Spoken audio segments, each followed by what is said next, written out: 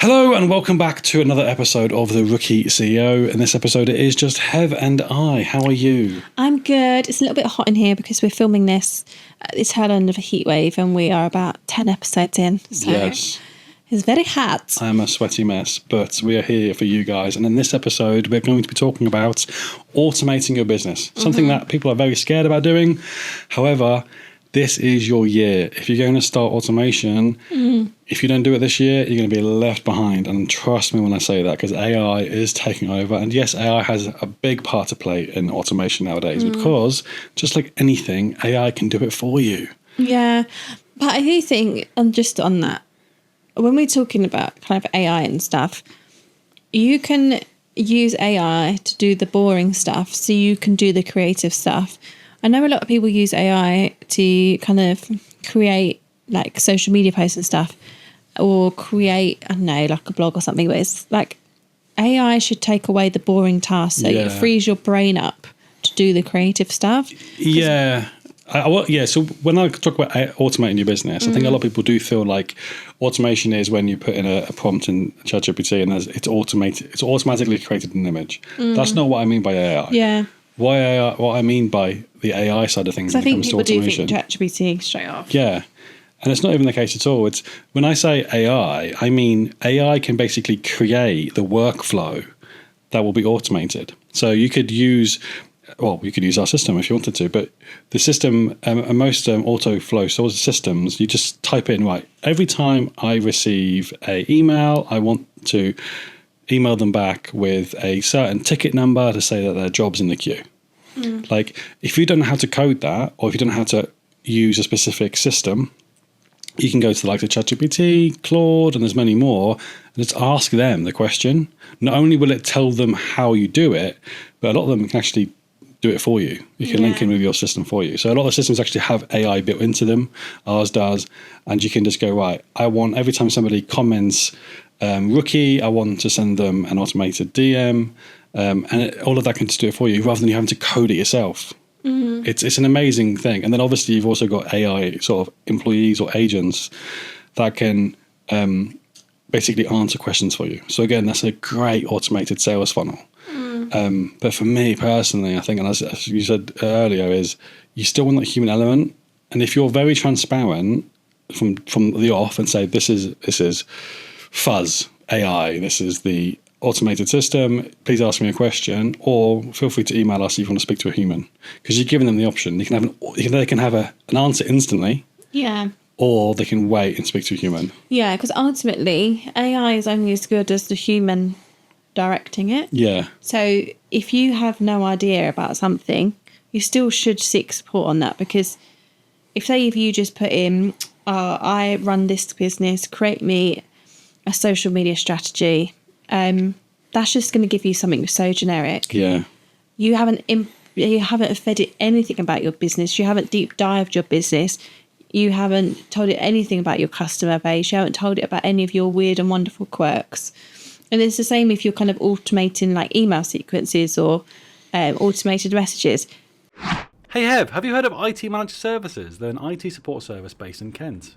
Yeah, I've been with them for over a year now. I love being able to just call them at any point and they take over my computer and fix the issue so much quicker than spending hours on Google. Why have you kept that to yourself all this time? Right, I need to sign up to these guys. What's their website? It's it-ms.co.uk, or you can call. Does it know your tone of voice? Does it know how what your business works? Do you have like an approval system that something has to go through for these email chains to be approved?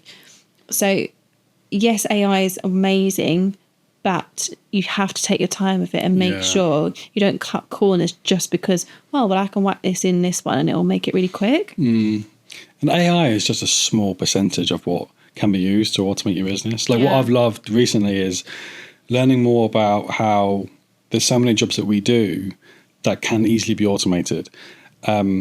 And people go, yeah, but I'd rather do them myself because then I've kind of like been nice about it. And the email that I've sent has been more sort of about how the day's going and it's a bit more friendly. I'm like fully aware of that, but you can also change your responses with automation. Again, that doesn't have to be AI written. So like, for instance, if you've got an invoice that's out of date, it's overdue, use those systems. Xero has them built in, or Egg Zero, whatever you want to call it.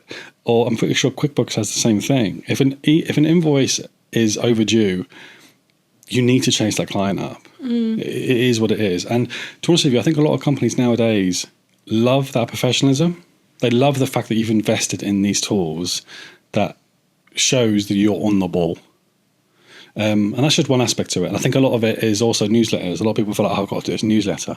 But yeah, but if you've spent some time creating like a sales funnel where a new sign up, for instance, or somebody's shown interest in your service and they receive an automated email every few weeks with a great example. Actually, I was talking to a gardener the other day on like, you can set up a system that goes, well, automatically sends an email to a client that you've just cut their grass.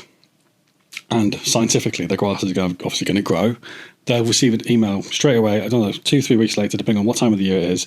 We can see that your grass is growing back. Would you like us to come back? Book here.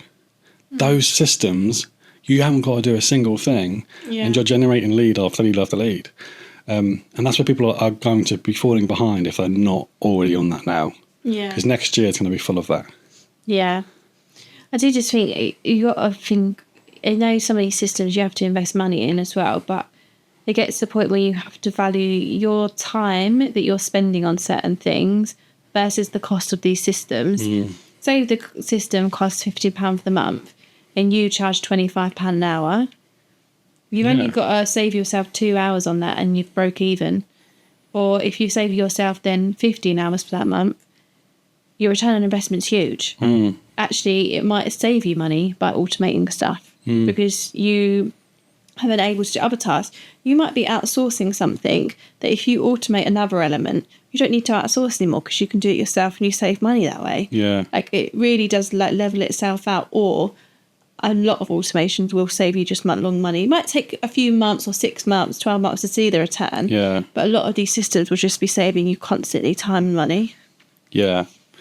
But it'd be great to understand like what people are afraid of when it comes to automation. I think a lot of it is the human element. Yeah. But I think what we've got to say to ourselves is the future, and people are, as we know, adapting to these changes. They are getting like, we are so used to seeing these invoices being sent directly from Xero. Like it was only a few months ago when I decided to do that myself because I loved that human element. I wanted to drag and drop it and let them know, we loved working on this project. But those messages can be done automatically. It is what it is. And they can change every time you send that email. Just got to use the right system. Yeah, for sure. And I think when it comes to social media side of it, you've got all these gurus who will tell you don't pre-schedule things. It will limit your reach. It will do this, do that. The thing that's going to limit your reach is when you don't post at all because you didn't have time. So, yeah, in an ideal world, we should all be live posting. That's going to get us the best results. That's not realistic for people. Even when you outsource it, that person's juggling thing. Oh gosh, my phone is ringing. My phone was on Do Not Disturb. That's just a scam caller as well. Apologies. Oh gosh, lost my train of thought now. That damn scam caller. Social media, the sustainability of posting, scheduling. Yeah, in an ideal world, if we could post every day ourselves, yes, that's going to get you the best results. Even when you outsource this to a social media company, unless you're paying them the big bucks, they also cannot realistically promise you live posting because they might have a holiday.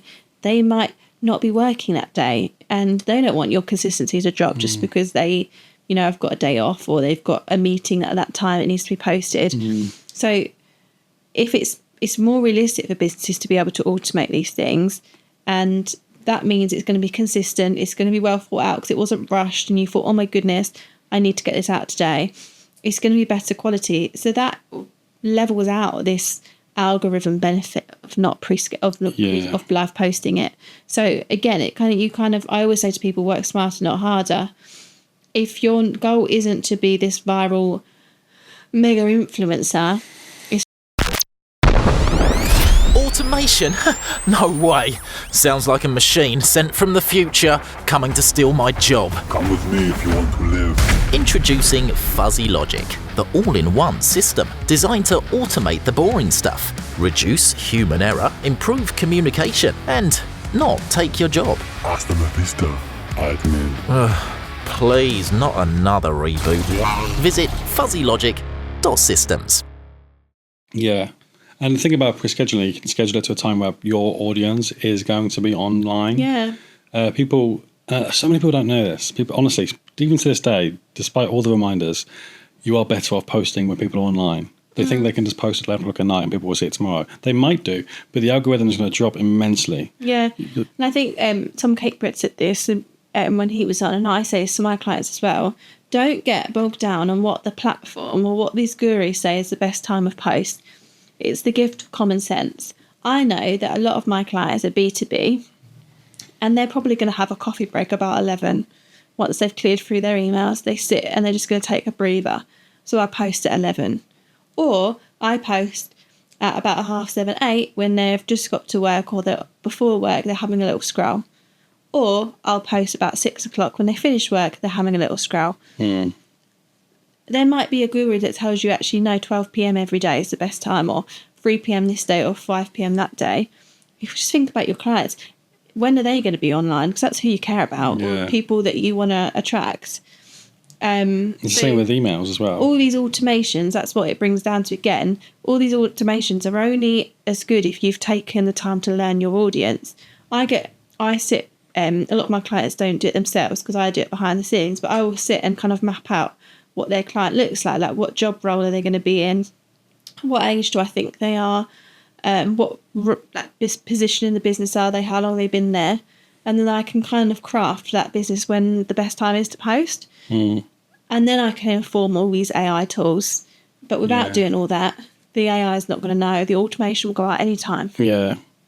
This is for any size business. Even if you are a sole trader, at the end of the day, you got to think about how much time you're spending on admin or administrative tasks that can be done automatically. We're talking invoices, we're talking reminders, we're talking even newsletters, sales funnels. We're talking even if you just move, if you've got a work management tool and you move that job to complete, should you have to inform the client and send a long email and spend half an hour on that email, or should you have an automation that goes, right, that job's done, the client receives an email that says this job has been marked as complete, here's your invoice. You could, the amount of time you save, yes, it's pros and cons, it swings and roundabouts. You are not going to be sending them a nice lovely email. Do you think that client is paying you to send that nice lovely email to tell them, how's your day going? Do you know what, a lot of people actually hate that. But yes, and now we're at that point, I think, where you ask a weird question. Yes. So, to round off then, my random question that has no relevance to what we've been talking about is, if you could go to a theme park every day, if you had to go to a theme park every day for the rest of your life, would you prefer to do that, or would you prefer to have to go to a shopping centre every day of your life? I could see your brain ticking as you're like, what? You're exhausted. This question is like just pure desperation. Obviously, a theme park. Why would I go to a shopping centre every day of my life? But are you given unlimited money as well? Yes, unlimited money. Oh, well, why didn't you start with that? Because you just give me an option where I don't have to spend money. Costa, get a matcha. The next day, I could have a Wagga sponge. I could work. If you got trapped inside blue water, how many and the world's ended? How many days do you think you'd last? Probably one. Oh, well, what a theme park? A theme park. Yeah. Probably less because I hate rides. Oh, really? Yeah. If I had to spend every day at a theme park, I think I would literally throw myself off the roller coaster. What's hilarious, and we'll end on the episode on this, is we'd just had a child, right? And literally we're talking weeks after having this child, my wife bought a Merlin pass for us all. Oh. And I was just like, are you okay? This is mental what you're doing to yourself. What are we going to do with this baby whilst we're on Nemesis? Should I want to take it in turns? I think the Merlin Pass covers SeaWorld and stuff, though. So yeah, it covers the London Eye. It covers quite a lot. Yeah. So I'm sure she's not expecting you all to go on stealth. I don't know, but that's where my brain went to. It's all gone oblivion.